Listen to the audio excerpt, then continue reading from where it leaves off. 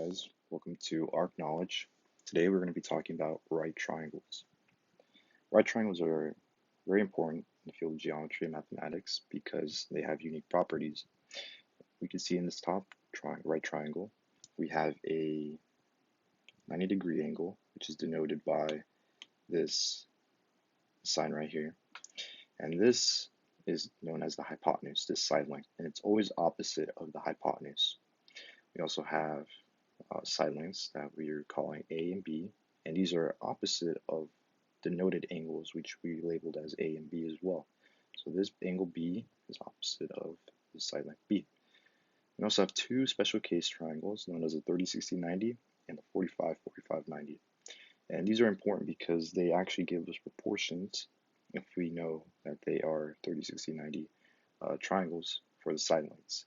So the side associated with the 60-degree angle is going to be root 3 over 2, and for the 30-degree angle is going to be 1/2.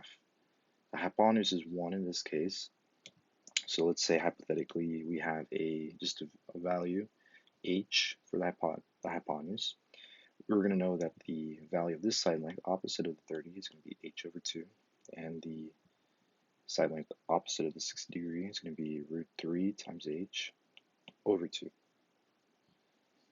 It just makes it easier for when we know side lengths, and we can quickly denote or determine the missing side length if we know it's a special case triangle. And then we also have one for the 45-45-90, where we have two 45-degree angles. This leads to equal lengths of the sides. So if we have a side length of x, we also know that this side is going to be x, and this side, h, hypotenuse, is going to be x times the root 2. Another key feature of these triangles, these right triangles, is that side lengths are actually influencing the opposite side, or the angles are influencing the opposite side lengths. So in this case, let's look at this 30-60-90. This 60-degree angle has influence on this side length, making it larger than the 30-degree angle. And why is this? Because if you have, just think about it intuitively, if you have a bigger angle, it's going to project a longer length, right, rather than a smaller angle. And because of that, that's a property of triangles. And that's why the hypotenuse in a right triangle is always the longest length, because no other angle in a right triangle can be larger than 90 degrees.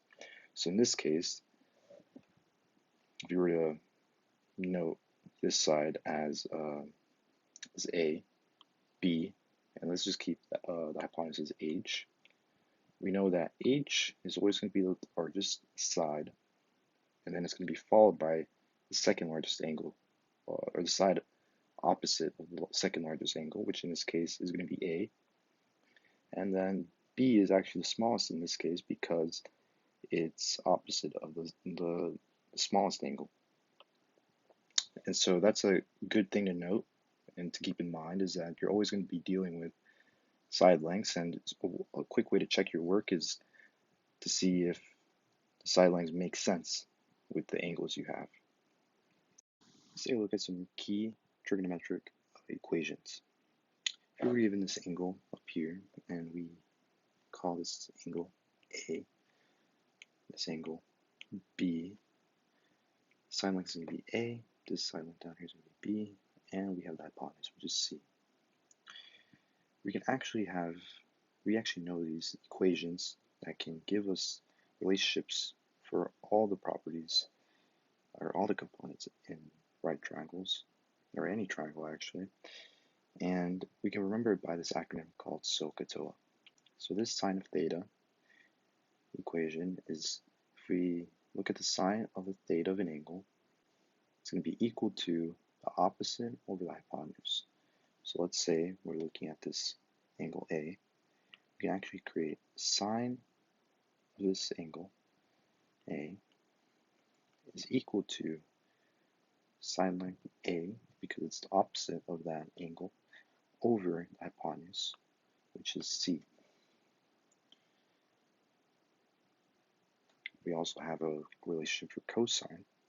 So we're looking at cosine of that angle, cosine of A, it's actually going to be equal to B over C, because this B is adjacent to the angle of A.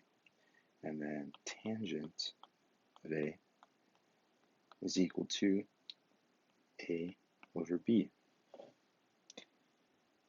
And these are really important formulas to keep in mind when trying to solve for missing values in a triangle.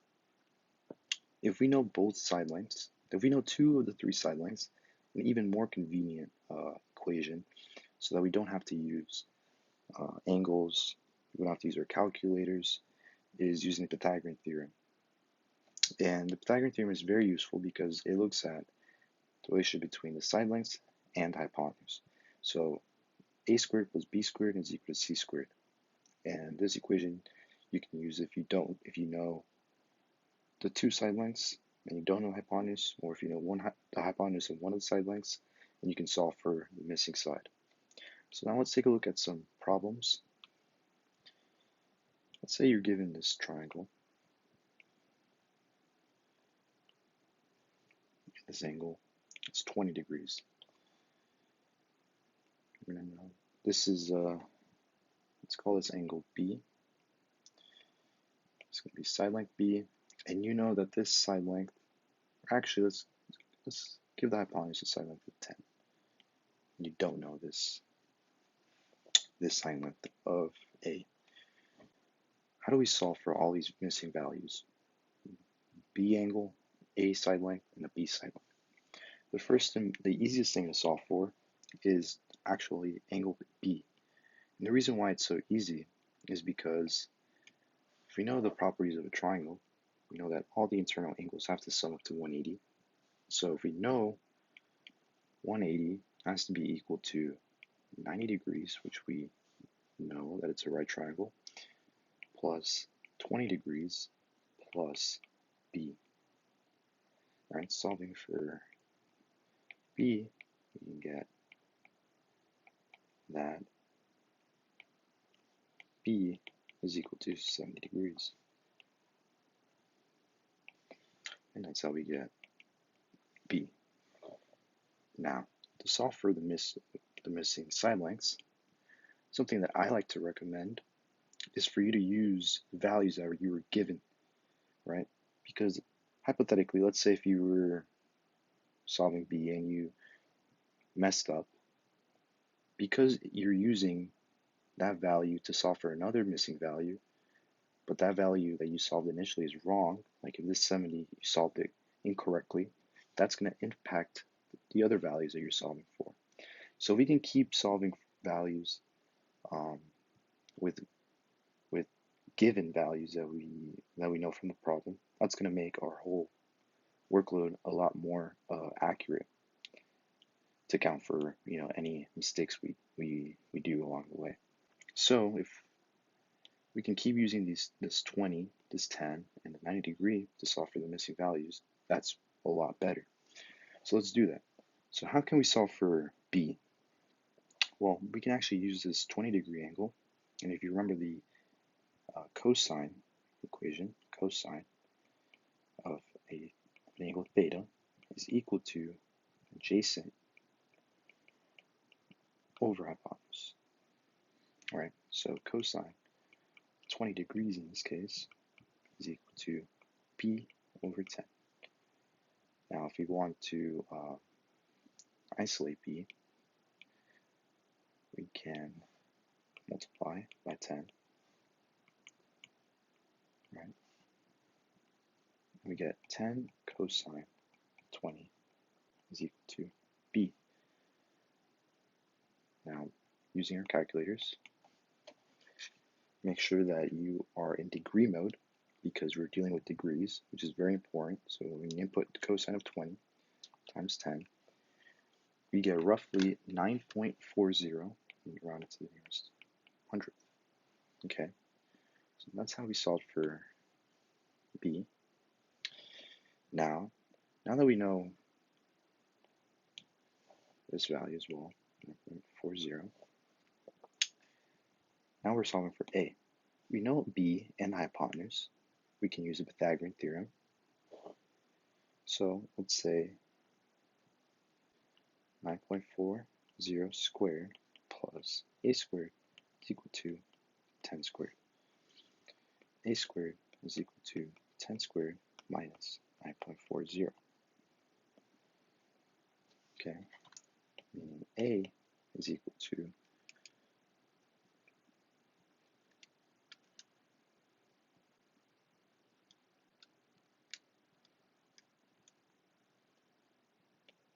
3.41 right into the nearest hundredth. Okay. Now, when you're looking at this, remember when I said how it's important to note that the side lengths opposite of the lowest angles, or the smallest angle, is always going to be the smallest value. You know how 3.41 is less than 9.40. And that's because this 20-degree angle is less than the 70-degree angle that we see here. And it's less than the 90-degree angle, and that's why the hypotenuse, 10, is the greatest value that we see in this right triangle. So it's another way of just making sure that your answer somewhat makes sense. So if, let's say, you would have calculated B to be 15, you know that that's impossible because the hypotenuse, we know it's 10. So it can't be 15. So that's how you can make sure to recheck your work if you would have calculated some value like that. We're going to look at next a word problem, and I think it's very important to look at these word problems because typically these are what teachers or professors like to kind of just use as a curveball on an exam to really challenge to see where you stand. So I'm going to read this question out. A radar detects two ships. Ship A is at a point 100 meters west and 45 degrees south of west. Ship B is at a point 100 meters west and 45 degrees north of west. What is the distance between the two ships? So I want you to look back at these equations, namely the Sohcahtoa equations and the Pythagorean theorem, as well as remembering our properties of the 30, 60, 90 and 45, 45, 90 in case such proportions do exist in the problem. And I'm gonna pause the video right now. I want you guys to pause the video right now and try to solve this problem on your own. And hopefully at the very end, or after you finish solving it, you can come back to this video and unpause it and you can double check your work. So go ahead and pause it and I'll wait till you guys are done. Okay, welcome back, guys. Hopefully you guys were able to solve the problem. If not, it's fine. Let's just get right to it. So the important thing about these word problems is actually to create a visual so that you can better understand what's going on. And in this case, we can actually create a coordinate grid for this problem. We know that ship A is 100 meters west. So 100 meters west, and then the 45 degrees south of west. So we have this little triangle down here, and ship B is opposite, where it actually went north of west, and that's why it's projecting upwards. If we're trying to find the distance between ship A and B, what we're really trying to look for is this length, right? We can call this length L. We can actually notice that this creates two right triangles. Let's call this triangle 1, this triangle 2. And each triangle is L over 2, these sides L over 2. So if we take a look at, for example, this top triangle, if we were to draw it out,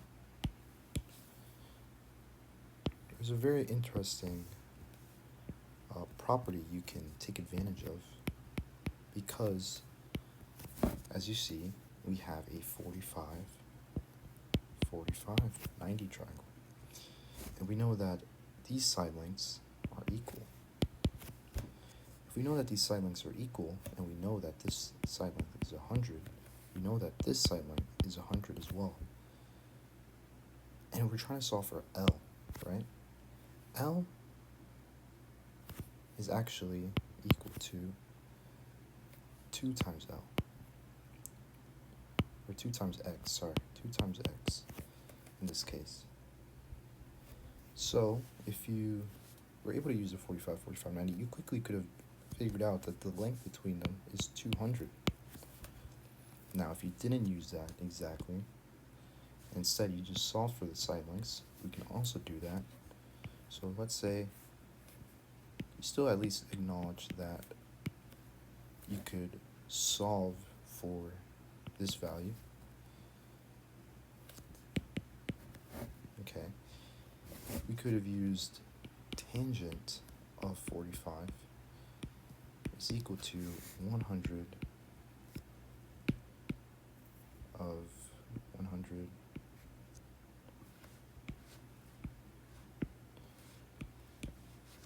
100 over sorry, not 100.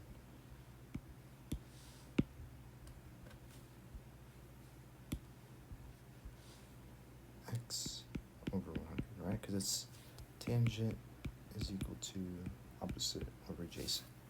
In this case, x over 100, which I mean it's still going to be the same. But solving for x, we know that x is equal to tan 45. Plug that into or times 100. Plugging that into our calculator, we get that x is equal to 100.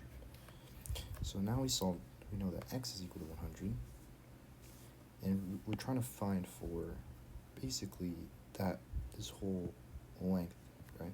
Which is 2 x's. Right, this is x and this is x.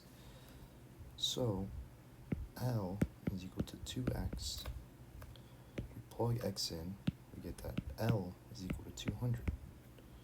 So either solution method works out. Either you took the right triangles and you just solved it out using trigonometric equations, or you use the 45, 45, 90 property to determine the x length or the L length that we needed to find. Hopefully you guys enjoyed this video. Hopefully you guys learned something new. I hope you guys leave a like and subscribe, and take care.